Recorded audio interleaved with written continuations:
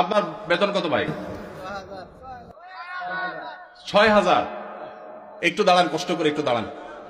আপনার বেতন কত ভাই? ৫,৫০০। এই মনোহরপুরের মসজিদ কমিটির কেউ আছেন?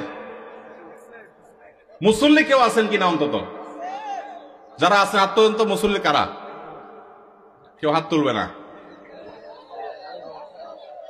কমিটির একজন পাওয়া গেছে মুসল্লি? আচ্ছা থাক। আর ইমাম সাহেব কে আছেন বলেন? আপনি ইমাম ভাই, আপনার বেতন কত? হ্যাঁ,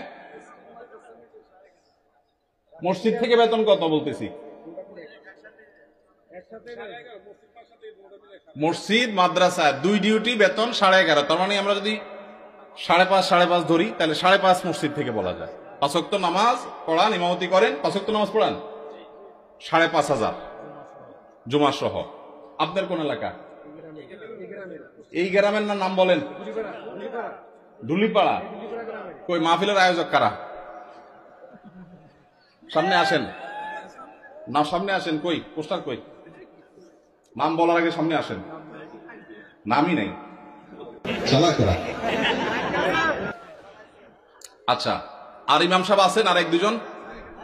কই ভাই? কোন এলাকার? পাশের এলাকার। বেতন কত?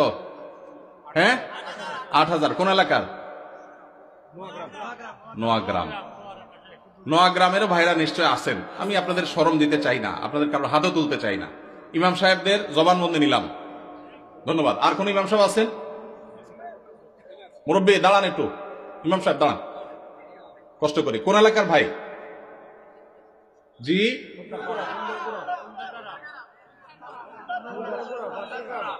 এতজন বললে কেমনে বুঝবো? খুন্দারপাড়া, খুন্দারগড়া। ওকে, আপনার পাশের গ্রাম। আপনার বেতন কত ভাই? 6,000। বসেন ভাইরে।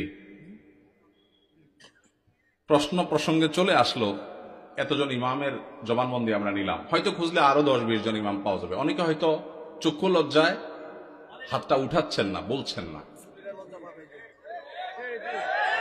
ভাইয়ের আমার, এটা আমাদের জন্য, বাংলাদেশের মানুষের জন্য লজ্জা, অনেক বড় লজ্জার বিষয়। পৃথিবীর অন্য যে কোনো দেশের সাথে আপনি যদি তুলনা করেন, শুধু সৌদি আরবের কথা যদি বলি, আমি 10 বছর সৌদি আরবে ছিলাম। আমাদের শেখ সাইফুল্লাহ মামুন ভাই দীর্ঘদিন সৌদি আরবে ছিলেন। সৌদি আরবের সকল মসজিদের ইমাম সাহেবরা ইমামতি করে যে সম্মানী পান, সেটা এভারেজে 5 থেকে 7,000 সৌদি রিয়াল। পাশাপাশি বাসা, বিশাল বড় বাংলো, সাধারণ বাসা না, বিরাট এরিয়া নিয়ে বাংলো। এইটা হলো তাদের এক্সট্রা ডিউটি, এক্সট্রা ইনকাম প্রত্যেক ইমাম সাহেবের। এমনকি মক্কার মসজিদে হারামের ইমাম এবং মুয়াজ্জিন, মসজিদে নববীর ইমাম এবং মুয়াজ্জিন, সবাইরই এই পেশার বাইরে তাদের আরেকটা মূল পেশা আছে। যারা খুব বেশি শিক্ষিত তারা বিশ্ববিদ্যালয় শিক্ষক। যেমন মসজিদে হারাম মক্কার যদি বলেন একজন একজন করে সমস্ত ইমামদের কথা বলা যাবে প্রায়, যে সবাই প্রায় কোনো না কোনো হয় আদালতে বিচারপতি, আর না হলে কোন বিশ্ববিদ্যালয়ের প্রফেসর। এটা মসজিদে হারাম শরীফের ইমামদের কথা বলতেছি, সব পিএইচডি হোল্ডার, বড় বড় আলেম। হয় জাজ, জাস্টিস, অথবা বিশ্ববিদ্যালয় শিক্ষক।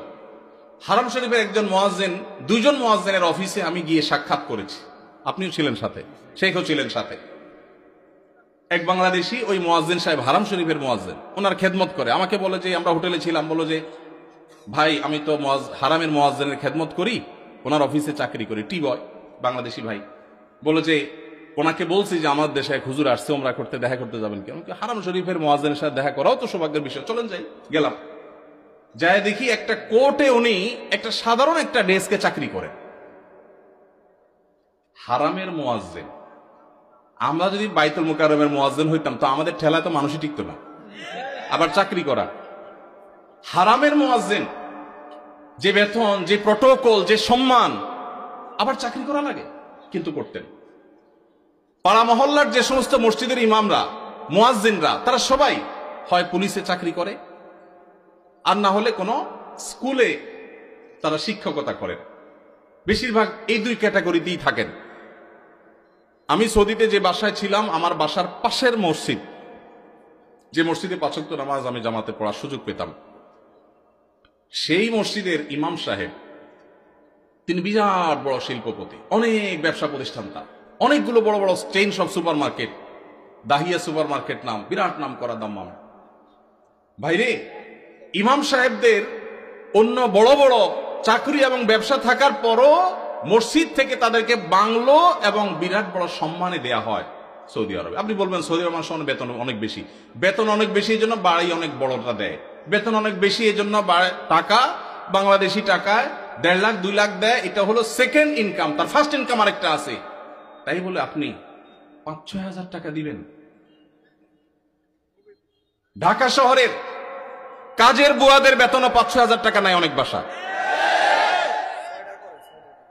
ঢাকা শহরের কাজের বুয়ারাও মাসে ১০,০০০ ১৫,০০০ টাকা কামাই করে।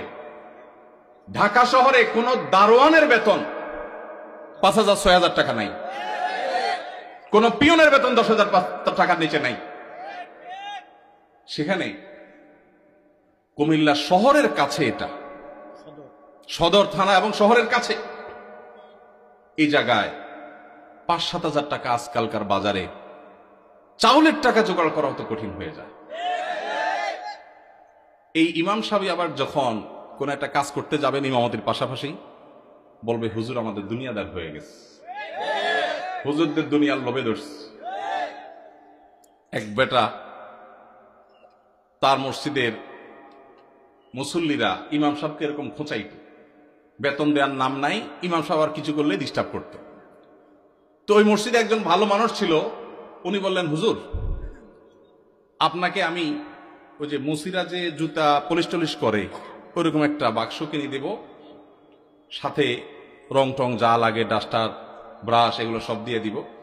আপনি ইমামতি করে মসজিদে নামাজ পড়ানো শেষ হলে মসজিদের বাহিরে এসে ওইটা নিয়ে বসে যাবেন এবং মুসল্লিদেরকে বলবেন, ভাই আপনাদের জুতাগুলো দেন, যার যার পলিশ করা লাগে আমি করবো, আপনারা আমার টাকা দিয়ে।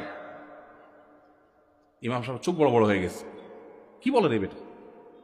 বলে, ভাই আপনি কাজটা যদি করেন, মুসল্লিরা বাইর হয়ে যেটা সিসি করবে, আরে হুজুর এটা কি করছেন? তো ওইটাকে বলেন যে, ভাই এই জুতা যদি আমার কাছে দিতে আপনার লজ্জা বোধ হয়, আপনার কাছে যদি অপমান বোধ হয়, তাহলে জুতা আমার কাছে নিয়ে আপনার নিজের গালে নিজে মারা উচিত। আমি বলছি না যে আক্ষরিক অর্থে ইমাম সাহেবকে ওইটা মারতে তিনি বলেছেন। অনেক আগে ঘটনা কোথাও শুনেছি, সত্য হতে পারে, রূপক হতে পারে, কিন্তু এই গল্প আমাদের শিক্ষা দেয়।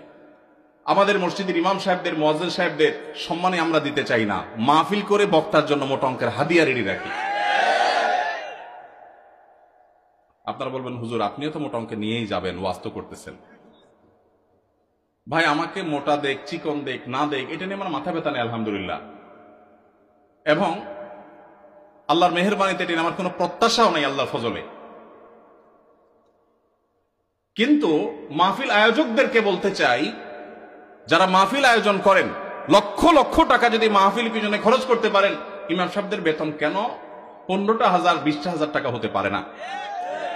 এই দেশে বিভিন্ন শ্রেণী পেশার মানুষদের বেতনের সর্বনিম্ন স্কেল বা একটা স্কেল ঠিক করে দেওয়া হয়।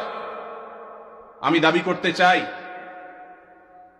আমাদের রাষ্ট্রের উচিত, রাষ্ট্র নিজে ইমাম সাহেবদেরকে মূল্যায়ন করতে না পারলেও মিনিমাম যেন তাদের একটা সমাজে সম্মানজনকভাবে চলতে পারে, সেজন্য তাদের একটা সম্মানজনক বেতনের স্কেল ঘোষণা করা হোক। আর সমাজের যারা বিবেকবান মানুষ, আল্লাহর হস্তে তারা ইমাম সাহেবদের সম্মান দেওয়া, মর্যাদা দেওয়া শিখবো তো ইনশাআল্লাহ। আপনার এলাকার মানুষ যারা আছেন, প্রশ্ন প্রসঙ্গে হয়তো আপনাদের ইমাম সাহেবদের বেতনগুলো আমরা জানতে পারলাম, আপনারা মনে কষ্ট নেবেন না, আপনাদেরকে ছোট করা আমার উদ্দেশ্য না। আমার উদ্দেশ্য হলো আমাদের বিবেকগুলোকে জাগ্রত করা। কোন মসজিদ কমিটির লোকজন যদি এখানে থাকেন, তাহলে আমি আপনাদেরকে বলবো, এমনকি মুসল্লি ভাইরা যারা আছেন তাদেরকে বলবো, মসজিদে গিয়ে এটা নিয়ে দাবি তুলবেন, ইমাম সাহেবের সম্মানজনক বেতন নিশ্চিত করতে হবে ইনশাআল্লাহ। কোন মুসলমান সমাজে এটা হতে পারে না। সৌদি আরবের কথা আমি বলেছি, সৌদি আরবেরটা আমি কাছে থেকে দেখেছি, এই জন্য আমার মনে হয় না পৃথিবীর অন্য কোনো মুসলমান সমাজে মানুষের গড়ে একজন রিক্সাওয়ালাও 10,000-এর বেশি ইনকাম করে, সেই সমাজে ইমাম সাহেবের বেতন 4,000 5,000, এটা কোনোদিন গ্রহণযোগ্য হতে পারে না। আপনাদের এই ঢুলিপাড়ায় কুমিল্লা আপনারা যদি সারাদিনে আর কোনো কাজ না, একটা কাজই শুধু করবে, এরকম একজন অশিক্ষিত শিক্ষা বঞ্চিত মানুষকেও নিয়োগ দেন, তারপরও তো 4-5 হাজার টাকায় পাবেন না। কিভাবে একজন ইমামকে আপনারা 5,000 টাকা বেতন দেন? কোন মসজিদের দায়িত্বশীল ভাইরা আছেন যে আপনারা তওবা করবেন যে ইমাম সাহেবের বেতন 10-এর উপরে উঠাবেন? কেউ আছেন? থাকলে পার্টিকুলার কেউ থাকলে বলেন। কেউ আছেন? সভাপতি সাহেব, সেক্রেটারি সাহেব যদি থাকেন যে আলোচনা করবেন, অন্তত এ ওয়াদা করবেন। আপনি কোন মসজিদের নাম বলেন? নোয়াগ্রাম। এখন বর্তমান বেতন কত ইমাম সাহেবের? উঠছেন যেহেতু জিজ্ঞেস করি। 7,000। এখন নিয়ত করছেন কত দিবেন? 25 সাল থেকে। 25 সাল মানে এখন তো 25 শুরু হয়ে গেছে। 10-এর প্রস্তাবনা আছে। মাশাআল্লাহ মাশাআল্লাহ। ভাইয়ের মসজিদ কোন এলাকা? নোয়াগ্রাম চৌধুরী বাড়ি। আপনি কি কমিটির? ভাই কমিটি সেক্রেটারি। ওনার মসজিদের ইমাম সাহেবকে ওনারা এই মাস থেকে 10,000 টাকা দেওয়ার নিয়ত করেছেন। বলে আলহামদুলিল্লাহ। আমরা বলবো 10,000 নয়, যেহেতু এখন একবার বাড়াইছেন ভালো কথা, 6 মাস পরে বা 1 বছরের মাথায় 15,000 টাকা করবেন ইনশাআল্লাহ। যখন ওরা সেটারও নিয়ত করবেন। নোয়াগ্রামের ভাইরা আপনারা দেখে শুনে রাখেন, কিন্তু রাগ করেন নাই তো আবার? জাযাকাল্লাহ খাইর। আর কোন কমিটির ভাইরা আছেন যে নিয়ত করবেন, নিয়ত চেঞ্জ করবেন? বলেন দেখি, বলেন। আজকে ভিন্ন কালেকশন হোক, বউ কালেকশন তো করলাম। ভাই কোন মসজিদে বলেন? জি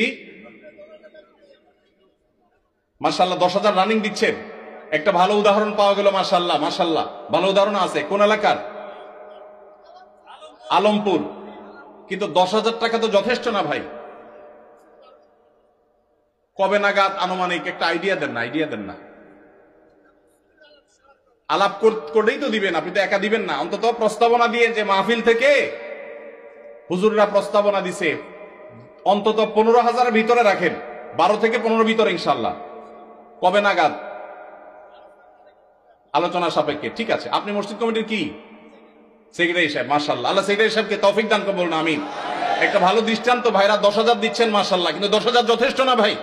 10,000 যথেষ্ট হতে পারে না।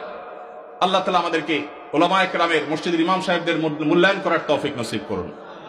আমি ভাই একাধিক মাহফিলে এমন ঘটেছে যে মসজিদে গিয়ে ইমাম সাহেবদের বেতন কম, এটা ব্যক্তিগত আলোচনা জানতে পেরেছি। আমি আমার মতে করে কমিটির ভাইদেরকে দাওয়াত দিয়েছি এবং বোঝানোর চেষ্টা করেছি।